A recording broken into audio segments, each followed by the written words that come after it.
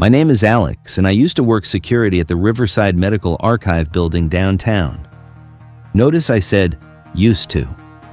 What happened during my last shift there is the reason I now stock shelves at a 24-hour grocery store where the lights never go off and there's always at least 6 other people around me. I don't care that it pays less. Some things aren't worth the money. Let me start by saying, I'm not someone who believes in ghosts or paranormal crap. I'm a practical person. I took the security job because it was easy money. $15 an hour to sit at a desk, do rounds every 2 hours, and make sure no one broke into a building full of old medical records that nobody cared about anyway. The overnight shift paid an extra $2 an hour, and since I'm a night owl who is putting myself through community college, it was perfect. The building itself was old, built sometime in the 1950s, 6 stories of concrete and narrow hallways. During the day, there were maybe 15 people working there, records clerks, a few administrators, maintenance. At night, it was just me. The company that owned the building was slowly digitizing everything, but it was taking years. Floors 4 through 6 were completely empty, just rows and rows of filing cabinets in rooms that nobody had opened in months. I started in September. The job was exactly as boring as I'd hoped. I'd show up at 11 p.m., check in with Davis, the evening shift guy, and he'd leave.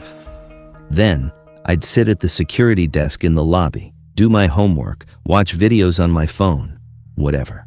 At 1 a.m., 3 a.m., and 5 a.m., I'd do a walk-in patrol of all 6 floors, checking doors and windows. Takes about 30 minutes if you're slow about it. Then, back to the desk.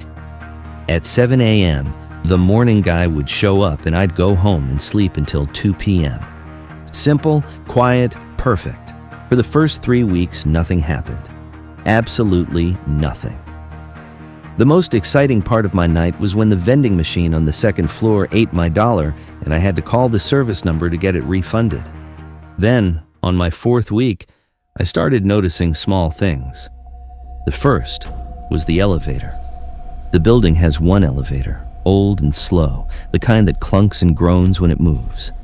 Part of my patrol routine was to take it to the 6th floor and work my way down the stairs, checking each level. One night, I think it was a Tuesday, I called the elevator from the lobby and watched the floor indicator above the doors. It lit up as the elevator descended. 6, 5, 4, 3, 2, then stopped. The doors opened. The elevator was empty, which was normal. But there was a smell, faint but distinct, antiseptic, like a hospital. I stepped inside and the smell was stronger. It reminded me of when I'd gotten my appendix out as a kid, that sharp chemical clean smell mixed with something else, something organic and slightly sweet that I couldn't place. I hit the button for the 6th floor and rode up. The smell faded by the time I reached the top. I did my patrol, didn't find anything unusual, and finished my shift without thinking much about it. But 2 nights later, it happened again. Same smell in the elevator. This time I mentioned it in the logbook, just a note. Elevator smells like cleaning chemicals. Maybe maintenance working? Davis wrote back the next night. Maintenance hasn't been in the building for a week. I let it go. Old building, weird smells, whatever. The second thing I noticed was the phones. There are phones throughout the building, old landlines on every floor near the elevator. They're internal lines, connected to the security desk. If someone's working late and needs to reach security, they can pick up any phone and it automatically calls the desk. Around my 6th week, the phone at my desk started ringing during my shifts. The first time, it was just after midnight. I answered, "Security." Silence, not dead air. I could hear something, a faint static, maybe breathing. "Hello?" I said. The line clicked off. I figured it was a glitch. It happened again 3 nights later. Same time, just after midnight. I answered, heard that same faint static, then it disconnected. The 3rd time it happened, I was ready. When the phone rang at 12:07 a.m., I answered and immediately said, "If this is a prank, it's not funny. Identify yourself, or I'm reporting this. This time, I definitely heard breathing, slow, deliberate breaths. Then a voice, so quiet I almost didn't catch it. Third floor. The line went dead. I sat there staring at the phone. My third floor check wasn't until 1 a.m., still almost an hour away. But something about that voice, it didn't sound right. It was raspy, strained, like someone who'd been screaming and damaged their vocal cords. I grabbed my flashlight and took the stairs up to the third floor. The third floor was record storage, same as floors 4 through 6. Long hallways with offices on either side, most of them converted into file rooms, fluorescent lights that buzzed and flickered. I walked the entire floor, checking every door, every window, all locked, all empty. I went back downstairs and wrote it up in the log. Received prank call claiming to be from third floor. Checked floor, found nothing. Davis responded the next night. Phone system's been acting up. IT is supposed to look at it but keeps pushing it back. Probably just crossed wires. I wanted to believe that. A week passed. No more calls, no more weird smells. I started to relax again, convinced it really was just an old building doing old building things. Then I started seeing the lights. It was a Thursday night, around 2 a.m. I was at the desk doing an assignment for my sociology class when I happened to glance at the security monitors. We had 4 cameras, one in the lobby where I sat, one covering the back entrance, and one each on the 3rd and 5th floors, pointed down the main hallways. The 5th floor camera showed a light, not the overhead fluorescents. Those were off, like they always were at night. This was a smaller light, like a flashlight beam, moving slowly down the hallway. I leaned closer to the monitor. The camera quality was terrible, grainy black and white, but I could clearly see the beam of light sweeping side to side, like someone was searching for something. My first thought was an intruder. But how? I'd checked every entrance at 1 a.m., less than an hour ago. Everything was locked. I grabbed my flashlight and radio. We were supposed to carry radios even though there was nobody to call, and took the elevator to the 5th floor. My heart was pounding. This was the first real security issue I'd had to deal with. The elevator doors opened onto complete darkness. I stepped out, flashlight up, and called out, "Security, identify yourself." My voice echoed down the empty hallway. No response. I swept my flashlight left and right. Nothing. Just rows of doors, all closed. I started walking, checking each office, each storage room. Every door was locked from the outside, same as always. I made it to the end of the hallway and back. The floor was empty. I went back to the lobby and rewound the camera footage. There it was, clear as day. A light moving down the 5th floor hallway from 2:03 a.m. to 2:06 a.m. Then it just disappeared. Didn't go into a room, didn't leave the frame. Just gone. I didn't write that one in the log. I didn't know how to explain it. The lights appeared twice more over the next week, always on the 5th floor, always between 2 and 3 a.m. And every time I went up to check, there was nothing there. I started to dread my 3 a.m. patrol. On my 10th week, early November now, getting cold outside, things escalated. I was doing my 1 a.m. patrol, 5th floor, and I noticed one of the doors was open. Room 512 near the end of the hall. I knew for a fact it had been closed during my earlier check because I tested every handle. I approached slowly, flashlight up. The door was open maybe 6 inches. I could see darkness inside. "Hello?" I called out. "Nothing?" I pushed the door open with my foot, keeping my distance. The room was small, maybe 10 by 10, filled with filing cabinets. And sitting on top of one of the cabinets was a Polaroid camera. It looked old, the kind from the 90s, beige plastic with a rainbow stripe, and sitting next to it was a stack of photographs. I should have left. Every instinct told me to back away, go downstairs, call my supervisor. But I didn't. I stepped inside and picked up the photographs. There were 5 of them. All Polaroids, all showing the same thing, the hallway outside this room. Different angles, like someone had been standing in different positions, but all taken at night, all showing the same empty, dark corridor I'd just walked down. I flipped to the last photo and my blood went cold.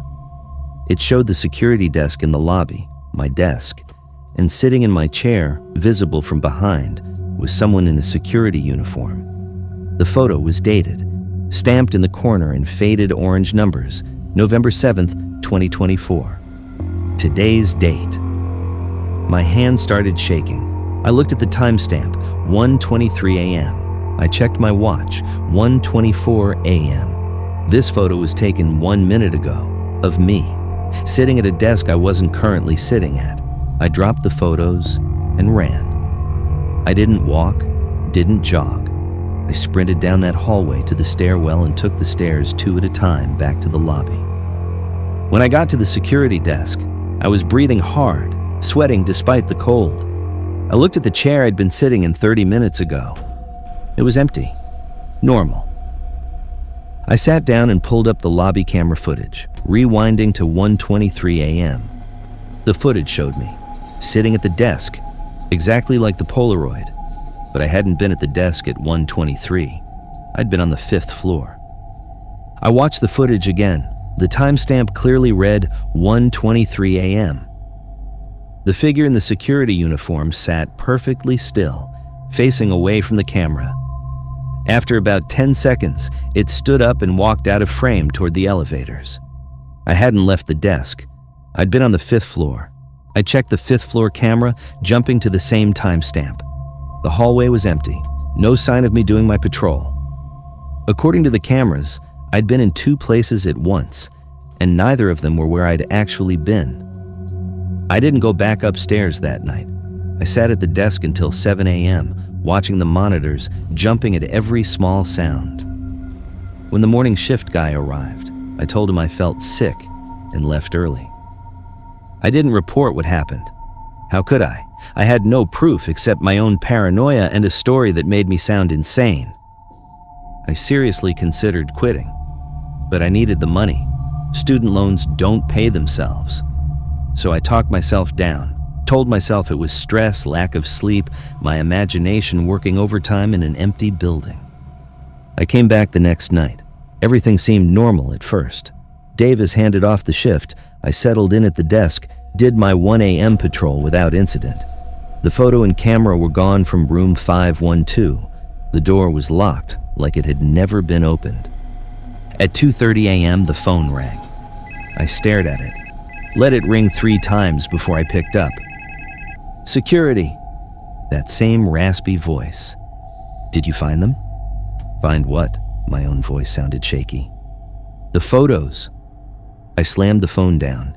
It rang again immediately. I didn't answer. It kept ringing. 6 times, 7, 8. On the 9th ring, I picked up and shouted, "Stop calling this number!" "3rd floor," the voice said. "Room 314, you need to see." "Who is this?" "You need to see what they did." The line went dead.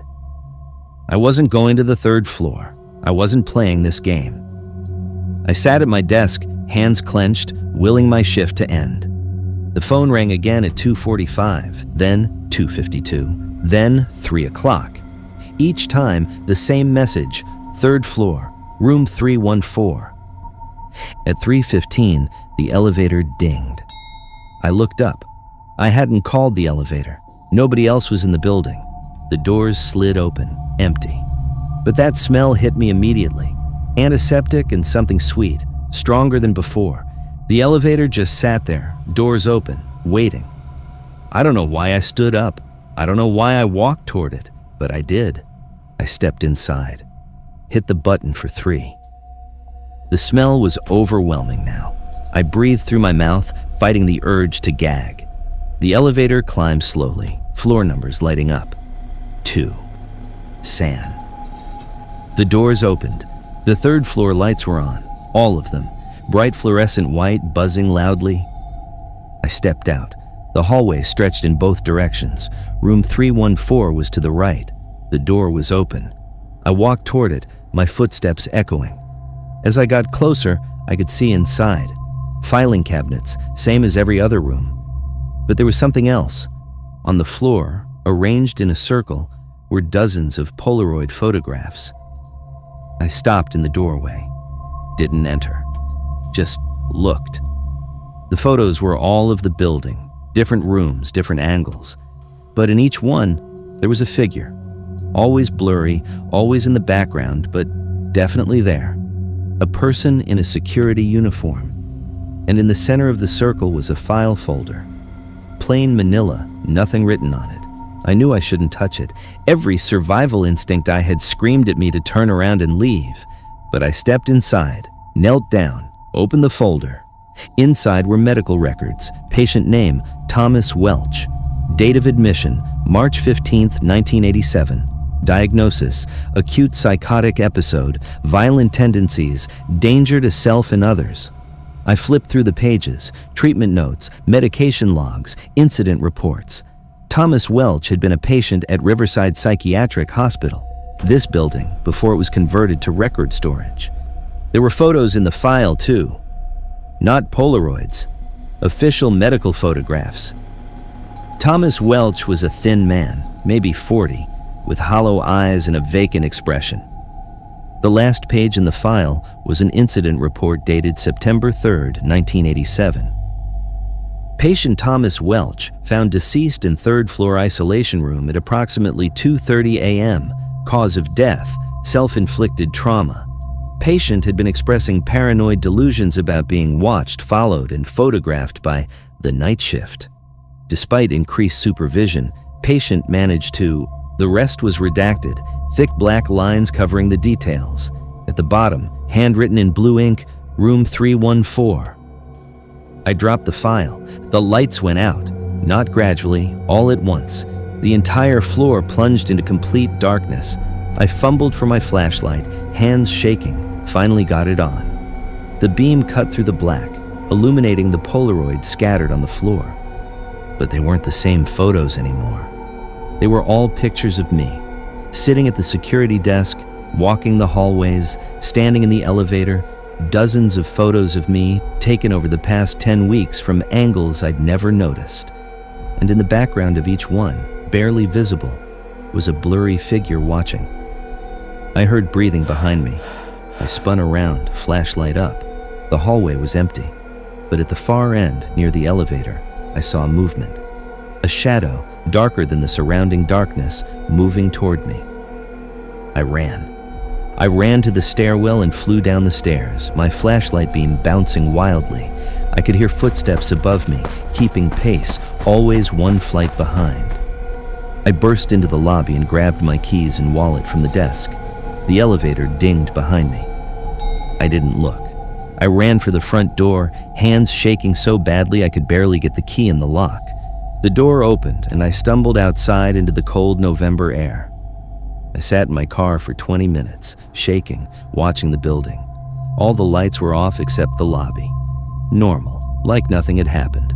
I drove home, didn't sleep. At 9 a.m., I called my supervisor and quit over the phone. Told him it was a family emergency. I had to move out of state immediately. He was annoyed but didn't push. I never went back to collect my final paycheck. That was 3 months ago. I still see him sometimes, in my peripheral vision, a blurry figure standing just out of focus. I'll be at work, stocking shelves, and I'll catch movement in the corner of my eye. But when I turn, there's nothing there. Eventually, I moved. Didn't tell anyone where I was going. But I know it won't matter, because 3 nights ago, my phone rang at 3 a.m. I don't know how he got my new number. I answered. That raspy voice. I found you. I haven't slept since.